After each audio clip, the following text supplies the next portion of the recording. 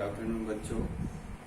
और आज हम आपके सामने जो विद्युत चैप्टर हमारा जो हो चुका है, हमारी जो वर्कशीट आ चुकी है, उसके अंदर कुछ फॉर्मूले हैं। पूरे विद्युत चैप्टर में कुछ फॉर्मूले दिए हुए हैं, वो हमें याद होना जरूरी है ताकि हम उसको न्यूमेरिकल कर सकें, उस पर बेस सारे न्यूमेरिकल कर सकें।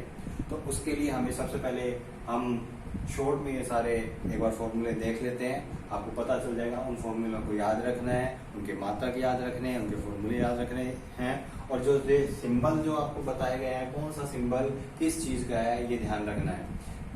किसी भी न्यूमेरिकल करने के लिए, किसी भी तरीके के न्यूमेरिकल को करने के लिए ये चीजें ध्यान में होना जरूरी है। चलो अब देख लेते हैं। विद्युत चैप्टर स्टार्ट किया, सबसे पहले हमारे पास में आया आवेश का क्या फॉर्मूला। आवेश प्रवाह की दर को हमने बोला था, धारा बोला था, और आवेश का जो सूत्र होता है बराबर एन। अगर आपको आवेश निकालना है तो हम क्या करते हैं, जितने इलेक्ट्रॉन पर आवेश है और जितने इलेक्ट्रॉन बह रहे हैं उनका गुणनफल करेंगे तो हमें आवेश मिल जाएगा। तो ई पर आवेश, इलेक्ट्रॉन पर आवेश हमेशा याद रखना है, हमने पहले भी पढ़ा है, निश्चित होता है 1.6 गुना 10⁻⁻19 कूलाम। ये याद रखना, ये फिक्स है, ये वैल्यू आपको दी हुई भी आ सकती है और हो सकता है ना भी दे। ई यहाँ पर एन क्या है, एन है इलेक्ट्रॉन की संख्या। दूसरा फॉर्मूला जो इस चैप्टर में बनता है वो है आई बराबर क्यू अपॉन टी। क्यू मैंने बताया था आवेश है, टी यानी समय है, और क्यू यहाँ पर हमने देखा क्यू बराबर एन ई होता है, तो क्यू की जगह मैंने क्या रख दिया यहाँ पर एन ई। एन यहाँ पर क्या है, इलेक्ट्रॉन की संख्या, और ई क्या है, इलेक्ट्रॉन पर आवेश। यहाँ पर देखिए क्यू क्या है, आवेश, और टी क्या है, समय। एक तीसरा फॉर्मूला जो ओम के नियम से निकला है, वी बराबर आर आई। वी यहाँ पर क्या है, हमारा विभवांतर जो वोल्ट में है, आर क्या है यहाँ पर प्रतिरोध जो क्या है ओम में। ओम का सिंबल देख लो, ओम का सिंबल हम ऐसे भी लिखते हैं कि ओम का सिंबल होता है, इसको ओम भी कहते हैं।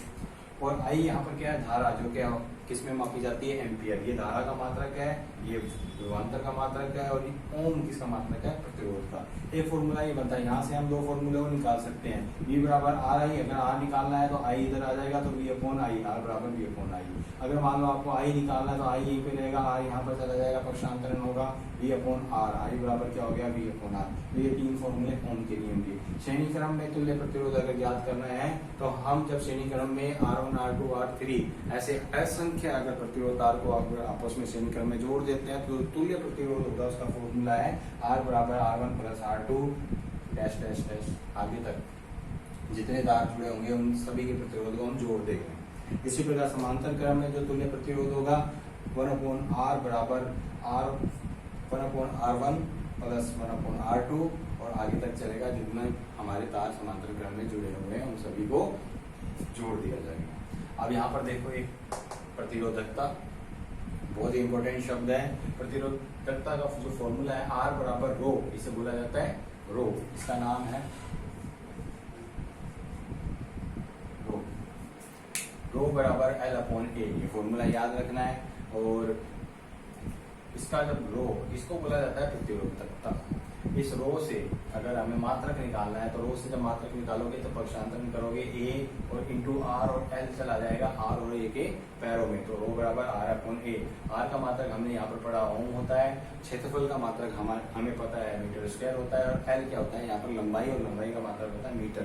मीटर से 1 मीटर कट गया, और ये जो मात्रक निकल के आया ओम इंटू मीटर, वो किसका मात्रक है, प्रतिरोधकता का। बहुत इंपॉर्टेंट है, ध्यान रखना। यहाँ पर देखो L क्या है, प्रतिरोध तार की लंबाई है, A क्या है, तार का अनुप्रस्थ काट का क्षेत्रफल है, और रो यहाँ पर क्या है, प्रतिरोधकता है।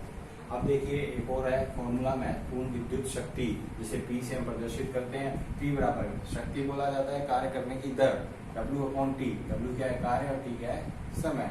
अब देखो W बराबर हमें पढ़ा था इसी चैप्टर में विद्युत वाले में कि एकांक आवेश को अनंत से विद्युत क्षेत्र के भीतर लाने में किया गया कार्य क्या कहलाता है, विभवांतर कहलाता है। तो V बराबर हो गया W अपॉन Q, और यहाँ पर हम क्या रख देंगे, W का मान, क्या W का मान रखेंगे तो V into Q upon T।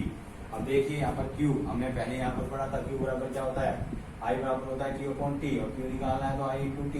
यहाँ पर हम रख देंगे I इंटू T, किसकी जगह, Q की जगह हम रख देंगे I इंटू T।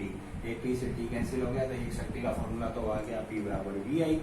फिर हमने पढ़ा था किसमें, ओम के नियम में V बराबर होता है RI, तो यहाँ पर V का मान रख दोगे RI, V का मान यहाँ पर मैंने RI रखा, तो एक दूसरा फॉर्मूला निकल के आया I स्क्वायर आर। अब यहीं पे हमने एक और पढ़ा था ओम के नियम में, तीसरा फॉर्मूला था आई बराबर V upon R, I upon V upon R. तो यहाँ पर आई का मान रख देंगे वी अपॉन आर। जब आई का मान वी अपॉन आर रखेंगे तो V square R square into R, R से आर कैंसिल हो जाएगा और हमारे पास में बचेगा वी स्क्वायर अपॉन आर। ये तीसरा फॉर्मूला। तो शक्ति के ये 3 फॉर्मूले आ गए। किसपे बेस है ये ओम के नियम के जो फॉर्मूले बेस थे उसी से हमने ये निकाला है शक्ति का। तो सबसे मेन फॉर्मूला है वो आपको ये याद रखना है, कार्य करने की जो दर होती है उसे बोला जाता है शक्ति। अब ये इसको ध्यान से देख लीजिए, समझ लीजिए। अगर इसमें कोई प्रॉब्लम आती है तो मुझे मैसेज कर दीजिए।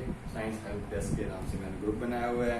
किसी भी प्रकार की प्रॉब्लम है तो आप मुझसे वहाँ पर मैसेज करके पूछ सकते हैं। मैं यहाँ पर दोबारा आपको समझा दूंगा। Thank you. जय हिंद, जय भारत।